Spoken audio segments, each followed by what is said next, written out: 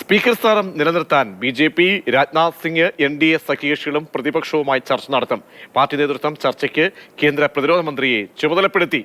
അർജുൻ പീതാംബരനുണ്ട് വിവരങ്ങൾ നൽകാൻ. അർജുൻ, നിർണായക സ്പീക്കർ സ്ഥാനം ആവശ്യപ്പെട്ടുകൊണ്ട് തെലുങ്ക് ദേശം പാർട്ടിയൊക്കെ നിലയുറപ്പിക്കുന്ന സാഹചര്യത്തിൽ ഇപ്പോൾ എങ്ങനെയാണ് സമവായ ചർച്ചകൾ? ഇതൊരു പ്രസ്റ്റേജ് ഇഷ്യൂ തന്നെയാണ് എന്ന നിലയിൽ തന്നെയാണല്ലോ, കാരണം അത് വിട്ടുകൊടുക്കാൻ കഴിയില്ല എന്ന നിലയിൽ തന്നെയാണല്ലോ ബി.ജെ.പി മുന്നോട്ട് പോകുന്നത്.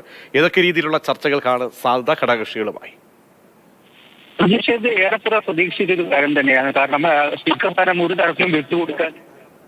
സ്ഥാനം ഒരു തരത്തിലും വിട്ടുകൊടുക്കാൻ നേരത്തെ തന്നെ ബി.ജെ.പി തയ്യാറായിരുന്നില്ല. ഈ മന്ത്രിസഭാ രൂപീകരണ സമയത്തെ ചർച്ചകളിലെല്ലാം തന്നെ അവരത് വ്യക്തമാക്കിയിരുന്നു. ടി.ഡി.പി എന്നാൽ ആവശ്യം ഉന്നയിച്ചുകൊണ്ടേയിരുന്നു.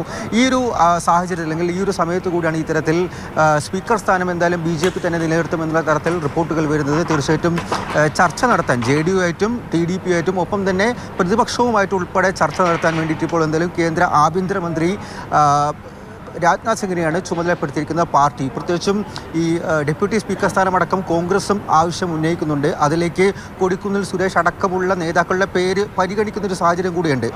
ആ ഒരു ഘട്ടത്തിൽ എന്തായാലും ഡെപ്യൂട്ടി സ്പീക്കർ സ്ഥാനം പക്ഷേ TDPക്കോ JDUവിനോ നൽകാമെന്നുള്ള ഒരു ഫോർമുലയാണ് നിലവിൽ BJP മുന്നോട്ട് വെച്ചിരിക്കുന്നത്. അപ്പോൾ കോൺഗ്രസിന് ലഭിക്കില്ല.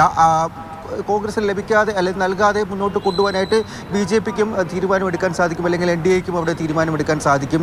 ആ ഒരു തരത്തിലുള്ള ചർച്ചകൾ തന്നെയാണ് നിലവിൽ പുരോഗമിച്ചു കൊണ്ടിരിക്കുന്നത്. എന്തായാലും പ്രതിപക്ഷം ഒരു പ്രഖ്യാപിത അല്ലെങ്കിൽ ഒരു പ്രതിപക്ഷം എന്ന നിലവിൽ എന്തായാലും ലോക്സഭയിലുള്ള ഒരു സാഹചര്യത്തിൽ കോൺഗ്രസ് ശക്തമായിട്ടുള്ള ആവശ്യം എന്തായാലും ഡെപ്യൂട്ടി സ്പീക്കർ സ്ഥാനത്തിന് വേണ്ടി ഉന്നയിക്കുമെന്നുള്ള കാര്യം ഉറപ്പാണ്. അതേസമയം തന്നെയാണ് ഈ സഖ്യകക്ഷികളുമായിട്ടൊരു സമവായ ചർച്ചകളിലൂടെ എന്തായാലും സ്പീക്കർ സ്ഥാനം BJP തന്നെ നിലനിർത്തി ഡെപ്യൂട്ടി സ്പീക്കർ സ്ഥാനം സഖ്യകക്ഷികൾക്ക് വേണ്ടി അല്ലെങ്കിൽ സഖ്യകക്ഷികൾക്ക് നൽകി മുന്നോട്ട് പോകാൻ വേണ്ടിയിട്ട് എന്തായാലും ഇപ്പോൾ BJP തീരുമാനിച്ചിരിക്കുന്നത്.